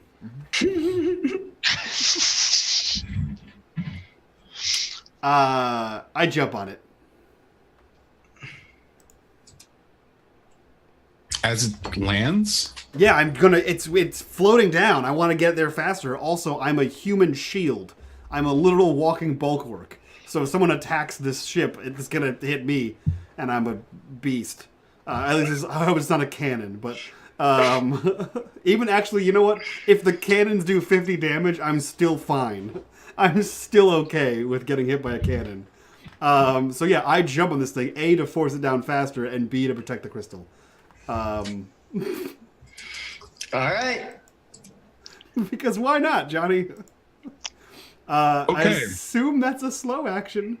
Give us the old Slim Pickens Yahoo as you're going down. Yeah, I'm going to do that. And, man, I shout to Talon, "Don't let me die," as I jump onto this thing. And Talon, your next slow action is a fast action, and your next with wide eyes as you're floating out of the crystal, like what? Yeah, and your next fast action is a free action. Okay. And that's it for me. Oh my As god. I latch on and just descend down with the crystal. It looks out the hole down at you like, the fuck are you doing? Yeah, it totally. Listen, I'm the heaviest person here. It slowly has its own gravity. If I can make it weigh any more, it might go faster. It makes sense. True, the key now is to get into position as quickly as possible. He's not wrong, just a weird way he's trying to influence it, that's all. Okay. All right. Now, is that all you want to do? That's all I got. All right, Red. So you feel the ship just sort of shift a little bit as that all happens, as I described before. But as it does shift, along with Cathbat's wind a little bit, as it kind of tipped you, and the ship sort of rights itself, you see the grunt of airships beginning to come in for their attack run, and the cannon explosions are beginning to go off. So I'm going to need you to make me a dodge roll. Okay. All right, trying to beat an 8 here, guys. You can do it. Boom! Jesus Christ! What is, there are certain games where you want, crits, and then there are certain games where you want fumbles, and then The thing is that I always roll low, so I guess I just need to start playing games where that's good and not bad. All right.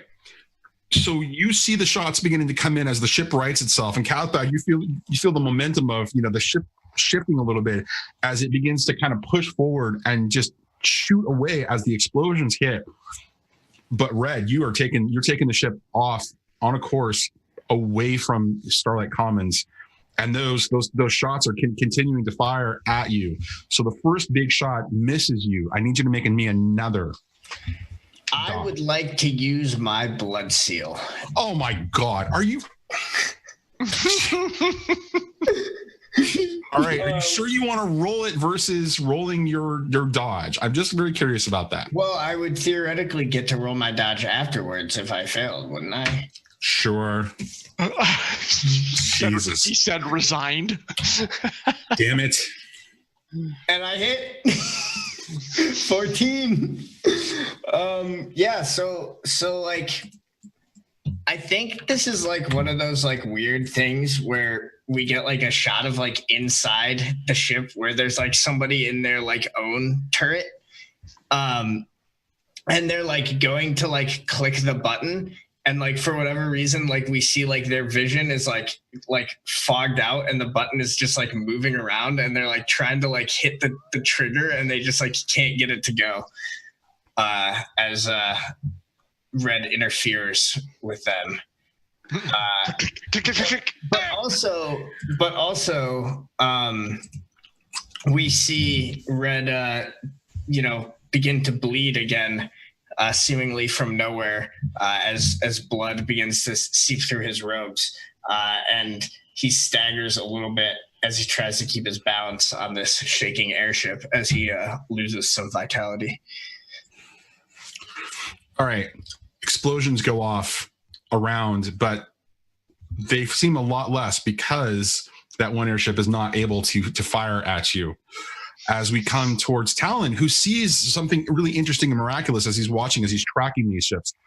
The one of them is still continuing to fire and just, trying to get a shot, but Red's navigation, Red's ability to pilot has just been, sort of skirting through, through buildings, around buildings and obstacles, as it's also avoiding sort of the explosions that are happening.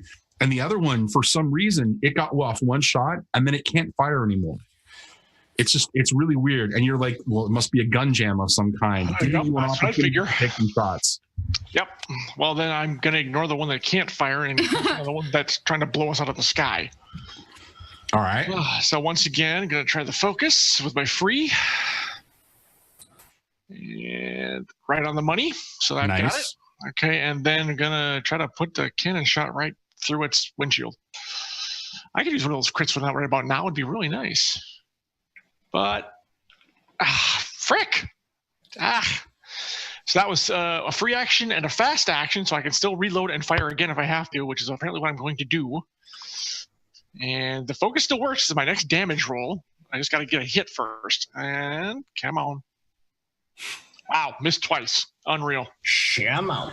Yeah. So Red's amazing piloting ability is just making it really difficult for you to kind of get, that lined up shot. And so that firing starts to, occur, and you both shots just swing past, and explode, past the airship.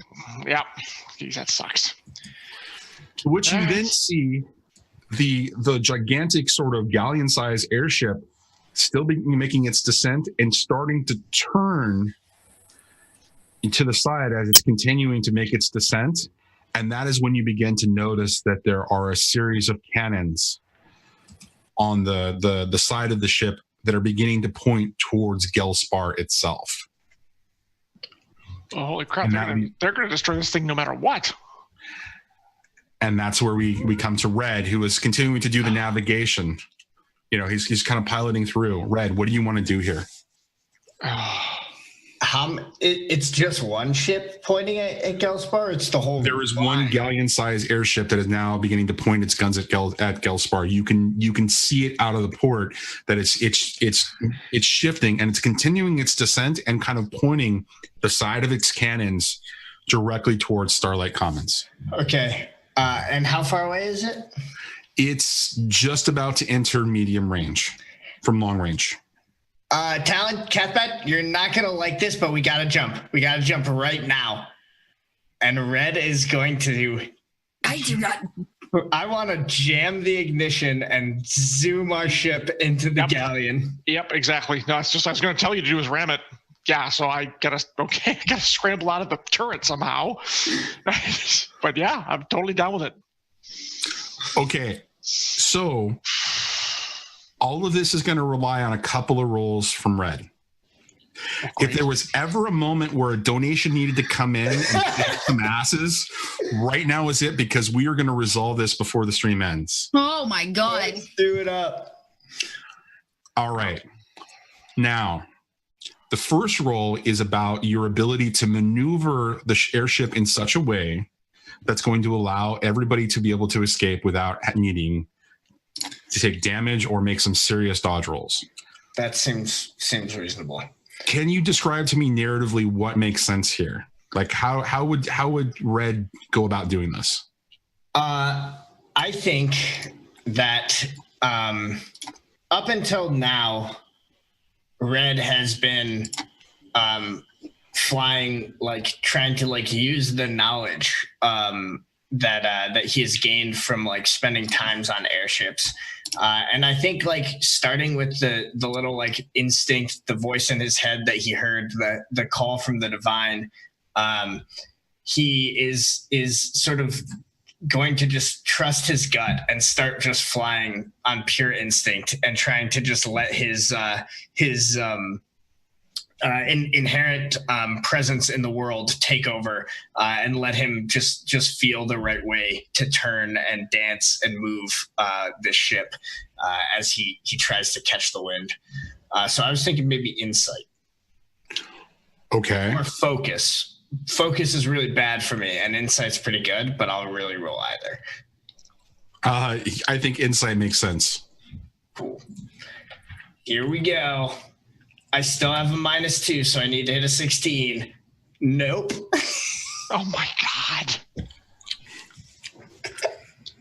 Oh.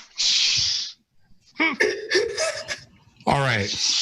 From a distance, this is what Nalo sees as he's beginning to float down with the crystal. You watch the Drake erratically make its way through, and it is just a beautiful thing as you see these explosions happening all in the distance. Then you kind of notice that the gunship, essentially the big airship, is moving into position, and you watch the Drake react in such a way as it begins to shift from this sort of beautiful fluid ballet between the buildings, avoiding these shots, to more of a focused sort of a, run and gun it.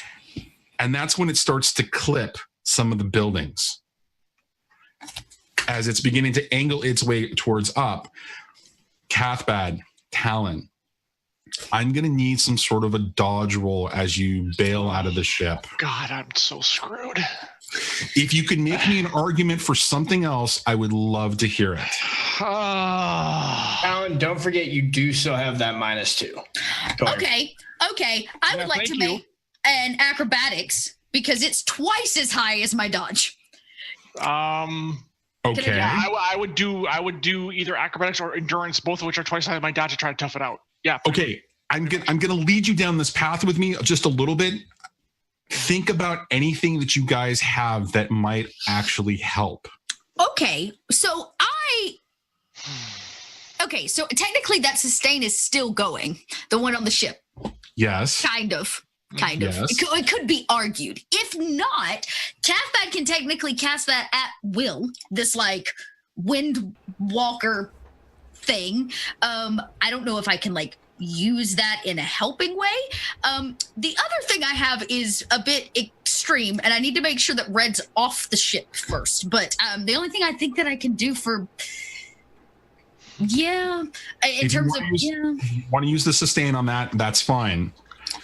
So that coupled with an acrobatics roll will solve you. If you time it with Talon, he'll get an advantage. Actually, both of you will get an advantage when you jump off the ship with this. Cool. I don't have any crystals on me. But I do.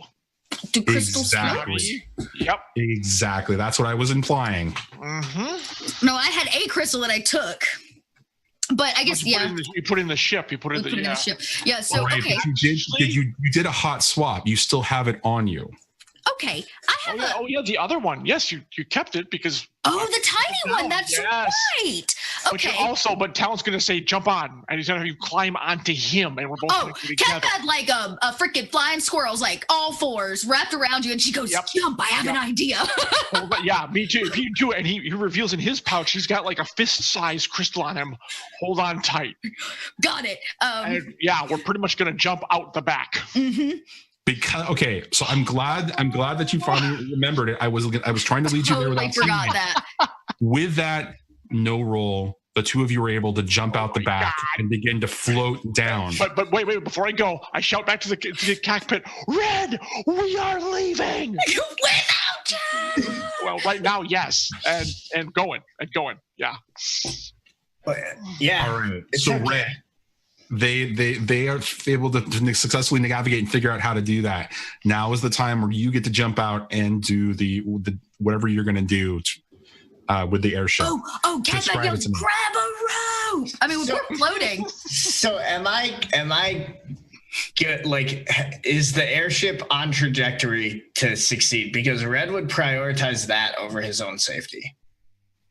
Well, so you need to make a second roll to tell me what it is that you're doing with the airship. All right, yeah. So I'm gonna try to get the airship back on course and try to get this thing. He wants to make sure it hits the galleon. I want to hit the galleon. That's Right. So the way that the two rolls worked was, one was to give them the ability to jump off. That you failed that.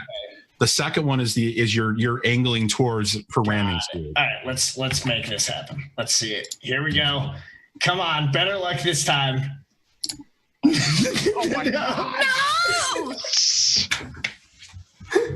No! Unreal. Okay. How bad is that, Red? So I needed a 16 to succeed because I have a -2 and my insight is 14. So you need to remove. Okay, cool. So I need a -3. Yeah, I was looking at something and it doesn't tell me any otherwise. I'm using my Emberwind spark. Okay, and Yeah, It just says alter one roll result by up to plus or minus 4, and it's usable outside of combat. So I'm dropping his roll by 4. Huh? Yeah. all right. It doesn't have a range, and it's a free action. Red, Seems good. narrate me through pointing it in the right direction and how you exit the ship. Okay, so I think this is somewhat similar to like what he did the last time, except everything's like going a little bit more wrong, right? Like we're like the ship is like rattling and falling apart from the cockpit. He's like trying to get it on course and like jams a like splintered piece of like I don't know, just splintered piece of deck into the control panel to like keep it from turning, from like the wheel from turning or like moving in any other way. Okay. And he like locks the sails in place and he's like trying to time it till the last minute. And then like when he's like really knows that there's no more time left, he's gonna bail out of the cockpit, run and just jump off the deck. He doesn't have any crystals. He hasn't had time to prepare anything. So his goal here is going to be to wait until long enough where he has a chance of being able to jump and land onto one of the other ships below. Because you said that this galleon was going out and away a little bit from its friends to blow up. So he's basically going to try to do a version of what he did before where he's sending the ship shooting off towards the galleon and jumps out and hoping that there's another ship to land on. So Red, you've got this thing angled correctly and it's in your sights out. The cockpit view is there. You're able to just make your way down and jump out, and below you see two of the airships in their pursuit, and you can just begin to feel the wind. And from towards Gelspar itself, Nalos, you're watching the airship kind of, make its way up, and then you see a little speck of something angling out, falling from the ship, and that's where we're going to end it. No! Jeez. Come on. you Gotta piece of catch shit. him. God Oh, don't even get the payoff of the ship. Oh man.